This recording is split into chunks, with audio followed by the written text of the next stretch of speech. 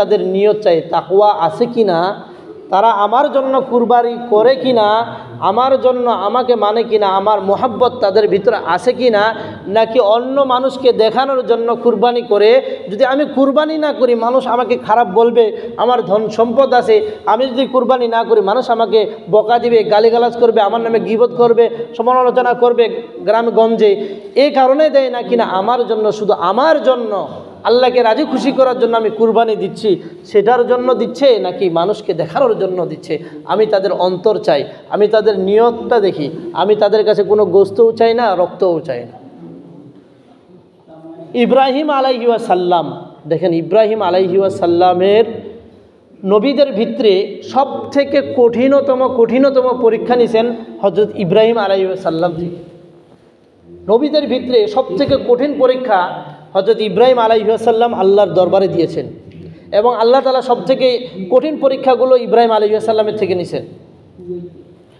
এমনকি ইব্রাহিম আলাইহি ওয়াসাল্লামের ইতিহাস যদি আমরা জানতে চাই, তো এই কোরআনে কারিমের মধ্যে আল্লাহ পাক রব্বুল আলামিন বলেন, ওয়া ইয ইবতালা ইব্রাহিমু রাব্বুহু বিকালিমাতিন ফাতাম্মাহুন।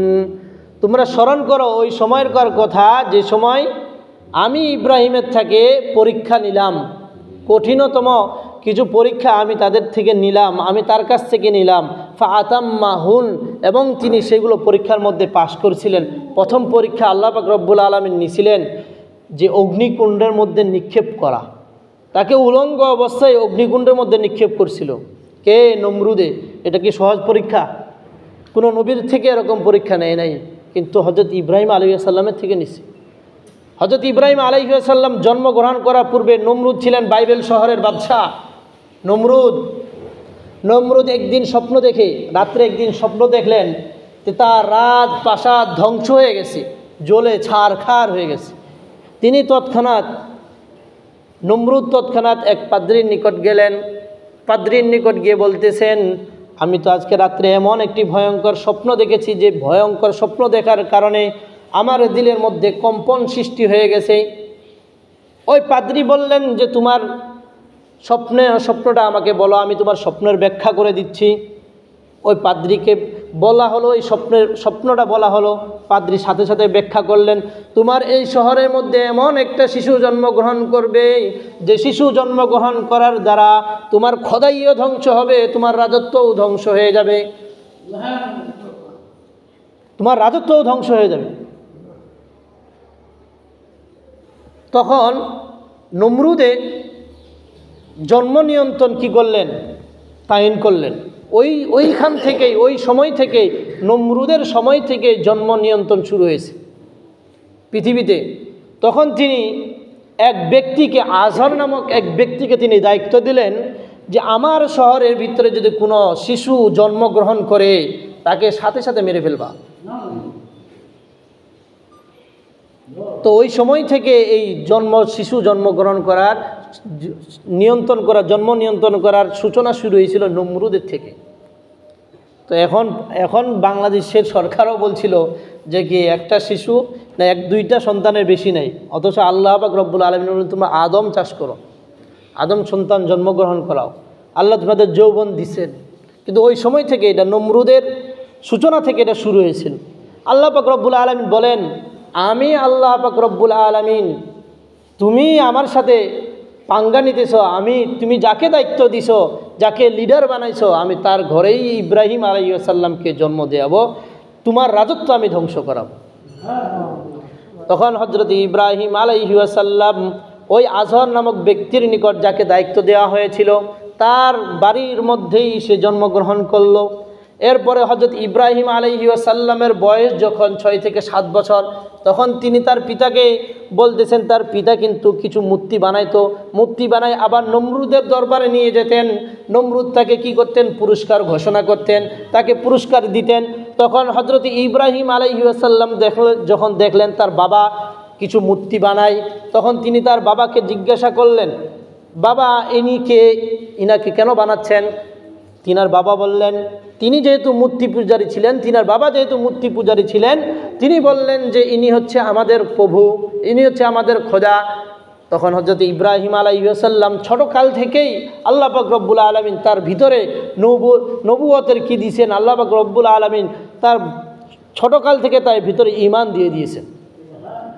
তখন হযরত ইব্রাহিম আলাইহিস সালাম তার বাবাকে জিজ্ঞাসা করলেন যে বাবা, আপনি নিজ হাতে তাকে বানাইলেন, আবার নিজ হাতে তাকে লালন পালন করতেছেন, সে আবার আপনার খোদা কিভাবে হতে পারে, সে আবার আপনার প্রভু কিভাবে হতে পারে, যে নিজের হাত লড়াইতে পারে না, নিজের হাত বানাইতে পারে না। একজন তো আছে যিনি পুরা কায়নাতকে সৃষ্টি করছে, যিনি আমাকে সৃষ্টি করেছে, আপনাকে সৃষ্টি করেছে, তিনি হচ্ছেন রব্বে কারিম। তখন হযরতে ইব্রাহিম আলাইহিস সালামের পিতা চিন্তিত হয়ে গেলেন, এরকম প্রশ্ন তো আর কখনো আমি শুনি নাই। তখন সাথে সাথেই ওই ইব্রাহিম আলাইহিস সালামকে নমরুদের দরবারে নিয়ে গেলেন।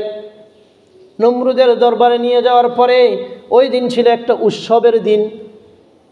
উৎসবের দিন একটা ছিল, সমস্ত মূর্তিদেরকে এক ঘরের মধ্যে বন্দি করে সবাই কোথায় গেলেন, উৎসবের ভিতরে গেলেন, মেলার মধ্যে গেছেন।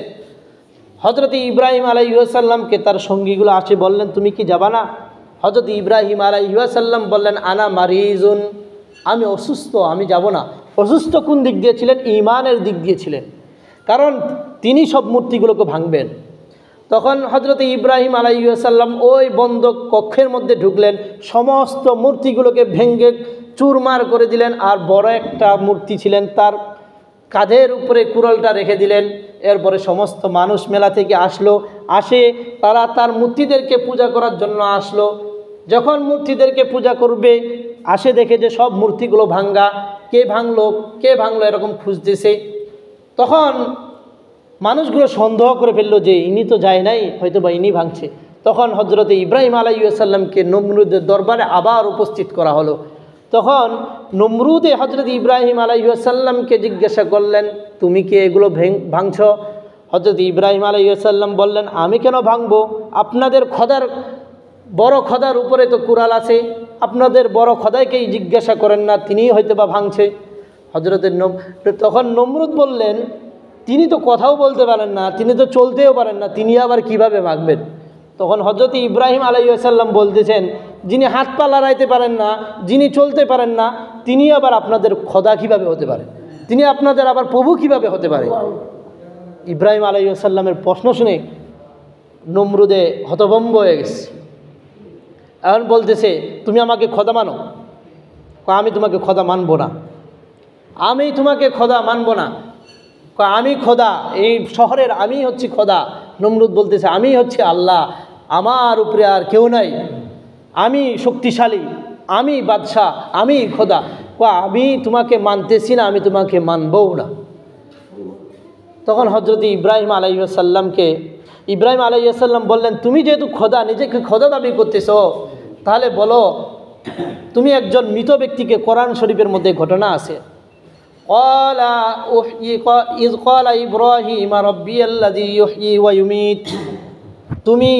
তুমি যেহেতু নিজেকে খোদা দাবি করতেছো, তুমি তাহলে মৃত ব্যক্তিকে জীবিত করে দেখাও। তোমার যদি এতই পাওয়ার থাকে, খোদাই যদি পাওয়ার থাকে, তুমি মৃত ব্যক্তিকে জীবিত করে দেখাও, তাহলে আমি কি মনে করব? তুমি খোদাই দাবি, নিজে খোদাই, তুমি নিজে খোদা, এবং তোমার ভিতরে শক্তিশালী কিছু জিনিস কাজ করতেছে, শক্তি আছে, তুমি খোদা। তখন নমরুদ কি করলেন? জেলখানা থেকে একজন ব্যক্তিকে বের করে আনলেন, আনে জল্লাদ দ্বারা ওই ব্যক্তিকে মারে ফেললেন। দেখছো, আমি মৃত্যু দান করতে পারি, মারে ফেললাম। এবার বলতেছে, আমি একজনকে এখন জীবিত রাখবো। জেলখানা থেকে একজনকে বের করে আনে, তাকে জীবিত ছাড়ে দিলেন। নমরুদ হযরত ইব্রাহিম আলাইহিস সালাম বলতেছেন, আমি কি তোমাকে এটা বললাম? আমি বলছি তুমি যার কল্লাটা ফালাই দিছে তাকে জীবিত করে দেখাও তো দেখি। আটকে গেছে মানুষের সামনে, পুরা রাজপ্রাসাদ মানুষে ভরপুর, 6-7 বছরের শিশু, তার প্রশ্ন শুনে হতবাক মানুষ। এরপরে আবার বলতেছে, তুমি যদি নিজেকে এতই খোদা দাবি করতে পারো, এতই খোদা দাবি করছো, আমার আল্লাহ তো সূর্যকে পূর্ব দিক থেকে সূর্যকে উঠায়, পশ্চিম দিকে ডুবায়। তোমার যদি এতই খোদাই শক্তি থাকে, তুমি সূর্যকে পশ্চিম দিক থেকে উঠাও, পূর্ব দিকে ডুবাও, দেখি তোমার শক্তি কতটুকু। এই প্রশ্ন শুনে নমরুদ হতভম্ব হয়ে গেছে। নমরুদ আর মুখ খুলতে পারে নাই। এরপরে বলতেছে এখনও তোমার সময় আছে, এখনও তোমাকে আমি সময় দিলাম, হে ইব্রাহিম এখনও তোমাকে সময় দিলাম, তুমি আমাকে খোদা মানো, নাইলে কিন্তু তোমাকে আমি আগুনের মধ্যে নিক্ষেপ করব। হজরতে ইব্রাহিম আলাইহিস সালাম বললেন, তোমার দুনিয়ার যত সমস্ত আগুন আছে সমস্ত আগুনগুলো যদি তুমি একত্রিত করো, আমি ইব্রাহিম তোমাকে খোদা মানতেছি না, আমি আগুনে নিক্ষেপ হব, এরপরেও আমি তোমাকে খোদা মানব না। এরপরে নমরুদে ঘোষণা করলেন যে সমস্ত যত এই শহরের ভিতরে যত শুকনা লাকড়ি আছে সবগুলোকে একত্রিত করো আর আগুন জ্বালাও, ওই আগুনের মধ্যে আমি ইব্রাহিমকে নিক্ষেপ করব। হযরত ইব্রাহিম আলাইহিস সালামকে যে সময় আগুনে নিক্ষেপ করা হলো উলঙ্গ অবস্থায়, তখন আল্লাহ পাক রব্বুল আলামিন আগুনকে ডাক দিয়ে বলেন, কুলনা ইয়া নারু কুনি বারদাও ওয়া সালামুন আলা ইব্রাহিম, হে আগুন তুমি আমার ইব্রাহিমের জন্য এয়ার কন্ডিশনার হয়ে যাও, তুমি আমার ইব্রাহিমের জন্য এসি হয়ে যাও, তুমি যদি আমার ইব্রাহিমের একটা পশমও জ্বালাও, কাল কিয়ামতের ময়দানে আমি তোমাকে এমন শাস্তি দিব যেটার দুনিয়াতে কেউ পরিকল্পনাও করতে পারে নাই। আল্লাহু আকবার। আগুনে নিক্ষেপ করা ছিল এটা হযরত ইব্রাহিম আলাইহিস সালামের বড় পরীক্ষা। এরপর হযরত ইব্রাহিম আলাইহিস সালামকে যে সময় আগুনে নিক্ষেপ করা হলো, আগুন হযরত ইব্রাহিম আলাইহিস সালামের কিছুই করতে পারে নাই। ইব্রাহিম আলাইহিস সালাম আগুনের ভিতরে খেলতেছে, নমরুদ ডাকে ডাকে বলতেছে, আগুনকে বলতে তোমার ক্ষমতা কি শেষ, তোমার ক্ষমতা কি, হে আগুন তোমার ক্ষমতা কি শেষ, তুমি ইব্রাহিমকে জ্বালাচ্ছ না কেন? আগুনের জবান আল্লাহ তাআলা খুলে দিলেন, হে নমরুদ তুমি একবার আমার কাছে আসো না, দেখি তুমি আসো, আমার ক্ষমতা আছে কিনা আমি দেখাচ্ছি তোমাকে, কিন্তু আমি ইব্রাহিমকে জ্বালাইতে পারবো না, কারণ তোমাকে আমাকে যিনি বানাইছেন তিনি আমাকে হুকুম করেছেন ইব্রাহিমকে না জ্বালাইতে, তোমাকে তো আমি আর মানতেছি না। তখন হযরত ইব্রাহিম আলাইহিস সালাম ছোটকালেই, এটা একটা বড় পরীক্ষা ছিলেন, ছোটকালেই তিনি চলে গেলেন হিজরত করে, ওখান থেকেই হিজরত করে তিনি চলে গেলেন বাইবেল শহর থেকে শাম দেশে চলে গেলেন। শাম দেশে যাওয়ার পরে ওখানে আবার আরেক পরীক্ষা আল্লাহ তাআলা তার থেকে নিচ্ছেন। হাজরা আলাইহিস সালামকে, হযরত ইব্রাহিম আলাইহিস সালামের দ্বিতীয় স্ত্রী ছিলেন হাজরা আলাইহিস সালাম, আল্লাহর কাছে দোয়া করতেন, রব্বি হাবলি মিনাস সালিহিন, হে আল্লাহ আপনি আমাকে নেককার একটা ধৈর্যবান একটা সন্তান দান করুন। 80 বছর পরে হযরত ইব্রাহিম, 80 না 90 বছর পরে, হাদিসের মধ্যে আছে 80 বা 90 বছর পরে হযরত ইব্রাহিম আলাইহিস সালামকে ইসমাইল আলাইহিস সালামকে দান করলেন, একটা শিশু দান করলেন। কত বছর পরে? 80 বছর পরে। একটা বড় পরীক্ষা। এরপরে আবার বড় পরীক্ষা হচ্ছে কি, হযরত ইব্রাহিম আলাইহিস সালামকে আল্লাহ তাআলা বললেন যে তোমার স্ত্রী এবং সন্তানকে এমন একটা জঙ্গলের ভিতরে রাখে আসো যে জঙ্গলের ভিতরে কোনো পশু পাখি নাই, কোনো খাবার নাই, কিচ্ছু নাই। এটা বড় পরীক্ষা না? এটা বড় পরীক্ষা না? ওই জঙ্গলের ভিতরে, কারণ যে জঙ্গলটা ছিল ওইটা হচ্ছিল কাবা শরীফের জায়গা। কাবা শরীফ আল্লাহ পাক রব্বুল আলামিন হযরত ইব্রাহিম আলাইহিস সালাম এবং ইসমাইল আলাইহিস সালাম থেকে যে কি করবেন, এটা আবার নির্মাণ করবেন, তিনি আবার তাকে কোথায় পাঠাইলেন? হযরত ইব্রাহিম আলাইহিস সালামকে তার স্ত্রী দ্বারা কোথায় পাঠাইলেন? ওই জঙ্গলের ভিতরে পাঠাইলেন, কারণ এটা জঙ্গল দ্বারা ঢাকা ছিল। এরপরে হযরত হাজরা আলাইহিস সালামকে যে সময় ওখানে পাঠানো হলেন, তখন হাজরা আলাইহিস সালাম, কারণ স্ত্রী নেককার, যদি দুনিয়ার মধ্যে বলা হয়েছে, হাদিস শরীফের মধ্যে বলা হয়েছে যার স্ত্রী নেককার হয়, দিনদার হয়, তার জন্য দুনিয়া একদম জান্নাতখানা, তার জন্য দুনিয়া শান্তি। আর যার স্ত্রী খারাপ, দাজ্জাল মার্কা স্ত্রী হয়, তার জন্য, তার যদি দুনিয়ার মধ্যে ধন সম্পদও থাকে, তার মতো আযাবের মধ্যে কেউ নাই। এ কারণে স্ত্রী ছিলেন নেককার হযরত ইব্রাহিম আলাইহিস সালামের। তিনি বললেন, আপনি আমাকে যে রাখে যাচ্ছেন এই জায়গার মধ্যে, এটা কি আপনার হুকুম ছিল নাকি আল্লাহ তাআলার হুকুম ছিল? এটা আল্লাহ তাআলার হুকুম। যেহেতু আল্লাহ তাআলার হুকুম, যেহেতু তিনি আমাদেরকে সৃষ্টি করেছেন, তিনি আমাদেরকে এরকম নির্জন জঙ্গলের মধ্যে রেখে গেলেন, কোনো খাবার নাই, কিচ্ছু নাই, অবশ্যই তিনিই খাবার ব্যবস্থা করবেন, তাহলে আপনি যান। হাজরা আলাইহিস সালাম তার স্ত্রীকে, তার স্বামীকে বললেন আপনি যান। ইব্রাহিম আলাইহিস সালাম চলে গেলেন আবার শাম দেশে। তারা এইভাবে জীবনযাপন করলেন। জীবনযাপন করার পরে, কাহিনী তো অনেক লম্বা, বড় কাহিনী, ইব্রাহিম আলাইহিস সালামের কাহিনী, কুরবানির ইতিহাস অনেক লম্বা। এরপরে আল্লাহ পাক রব্বুল আলামিন ওই দেশের বাদশাকে বললেন যে অমুক নবীর অমুক স্ত্রী এবং সন্তান অমুক জঙ্গলের ভিতরে আছে, এটাকে পরিষ্কার করে ঘর শহর হিসেবে নির্মাণ করো। এরপরে এরা শহর হিসেবে নির্মাণ করছে। এরপরে হযরত ইব্রাহিম আলাইহিস সালামকে রাত্রে আল্লাহ পাক রব্বুল আলামিন স্বপ্ন দেখান। ফালাম্মা বালাগা মাআহু সাইয়া ক্বালা ইয়া বুনাইয়া, কোরআন শরীফের মধ্যে আছে আল্লাহ পাক রব্বুল আলামিন হযরত ইব্রাহিম আলাইহিস সালামকে স্বপ্ন দেখালেন, বললেন যে তোমার প্রিয় জিনিসটাকে তুমি কুরবানি করো। এরপরে হযরত ইব্রাহিম আলাইহিস সালাম ওই সময় অনেক ধন সম্পদওয়ালা ছিলেন, শত শত উট কুরবানি করলেন। প্রথম দিনে অনেক হাজার উট কুরবানি করছেন। এরপরে আল্লাহ পাক দ্বিতীয় দিন আবার স্বপ্ন দেখালেন, তোমার প্রিয় জিনিসটাকে কুরবানি করো। এরপরেও কুরবানি করলেন, শত শত উট কুরবানি দিলেন। এরপরেও আল্লাহ তাআলা বলতেছে, এরপর হযরত ইব্রাহিম আলাইহিস সালাম বুঝে গেলেন যে আমার প্রিয় জিনিস আমার সন্তান, যিনি 90 বছর পরে পেয়েছেন। কাকে? হযরত ইসমাইল আলাইহিস সালামকে 90 বছর পরে পেয়েছেন। এরপরে হযরত ইব্রাহিম আলাইহিস সালাম ইসমাইল আলাইহিস সালামকে বলতেছে, আমি সংক্ষিপ্ত বলতেছি, হযরত ইসমাইল আলাইহিস সালামকে বলতেছেন, আমি রাত্রে আজকে আপনি স্বপ্ন দেখলাম।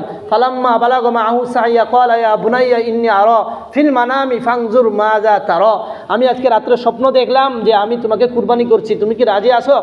কারণ বাবার ছেলে বাঘের বাচ্চা তো বাঘের বাচ্চাই হয়, নবীর ছেলে তো নবীই হয়। তখন হযরত ইসমাইল আলাইহিস সালাম উত্তর দিলেন, ক্বালা ইয়া আবাতি ফাআল মা তুমার সাতাজিদুনি ইনশাআল্লাহু মিনাস সালিহিন। হে আমার সম্মানজনক পিতা, আপনি যেহেতু আপনাকে হুকুম করছে, আপনার স্বপ্নের ভিতরে নবীদের স্বপ্নে এলাম হয়, যেহেতু আপনাকে আমার আল্লাহ আপনাকে বলছে কুরবানি করার জন্য, আমি প্রস্তুত আছি, আপনি আমাকে ধৈর্যশীলদের মধ্যে পাবেন। তখন হযরত ইব্রাহিম আলাইহিস সালাম হাজেরার কাছ থেকে ইসমাইল আলাইহিস সালাম থেকে বিদায় নিলেন। বিদায় নেওয়ার পরে মাঠের মধ্যে নিয়ে গেলেন। এরপরে হযরত ইসমাইল আলাইহিস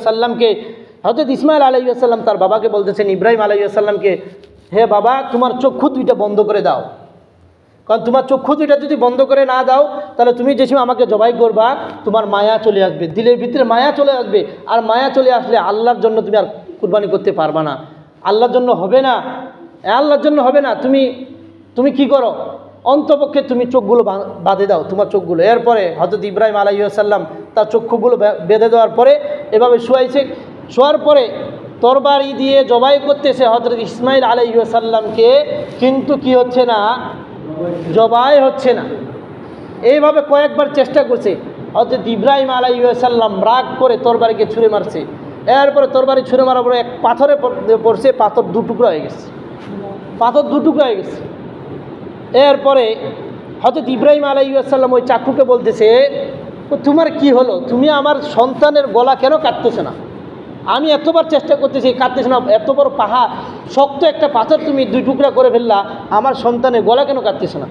তখন আল্লাহ পাক রব্বুল আলামিন ওই কি করলেন, চাকুর জবান খুলে দিলেন। চাকু বলতেছে যে আল্লাহ পাক রব্বুল আলামিন তোমাকে একবার হুকুম করছে তোমার ছেলেকে জবাই করার জন্য, সে আল্লাহ পাক রব্বুল আলামিন আমাকে 70 বার বলছে আমার ইসমাইলের জন্য একটা পশমও না কাটা যায়। 70 বার বলছে, তুমি একবার বলার কারণে তোমার নিজের ছেলেকে কুরবানি করে দিচ্ছ, আর যে আল্লাহ আমাকে 70 বার বলছে আমি কেন মানব না? তখন হযরত ইব্রাহিম আলাইহিস সালামকে আল্লাহ তাআলা বললেন, ক্বালা ইয়া ইব্রাহিম, ডাকে বললেন, হে ইব্রাহিম, তুমি এই পরীক্ষার মধ্যেও পাশ হয়ে গেছো, তোমার নিয়ত খালেস ছিল, তুমি এই পরীক্ষার মধ্যেও পাশ হয়ে গেছো। যদি ওই সময় যদি কুরবানি হয়ে যেত, তাহলে আমাদের এই সমাজে বাবার বড় ছেলেকে কুরবানি দেওয়া হতো, আর এটা আমরা কখনো মানে নিতে পারতাম না, আমাদের ঈমান এরকম থাকতো না। তখন আল্লাহ পাক রব্বুল আলামিন জিবরাইলকে ডাকে বললেন, এ জিবরাইল, তুমি সাথে সাথে জান্নাত থেকে একটা দুম্বা বাইর করে হযরত ইব্রাহিম আলাইহিস সালামের চাকুর নিচে ফেলাই দাও, কারণ কুরবানির যেন সূচনা এখান থেকে শুরু হয়। কুরবানির সূচনা ছিল হযরত আদম আলাইহিস সালামের 2 পুত্র থেকে, এটাই ইতিহাস বড়। আল্লাহ পাক রব্বুল আলামিন যারা কুরবানি করে তাদের কি দেখেন, নিয়ত দেখেন, নিয়ত শুধু দেখেন। আল্লাহ পাক রব্বুল আলামিন অন্য কিছু দেখেন না, এই কারণে আমরা কুরবানি করব খালেস নিয়তে, অন্য কোনো নিয়তে করব না। আল্লাহ পাক রব্বুল আলামিন সবাইকে তৌফিক দান করেন। সবাই বলে আমিন। ওয়া আখিরু দাওয়ানা আনিল হামদুলিল্লাহি রাব্বিল আলামিন।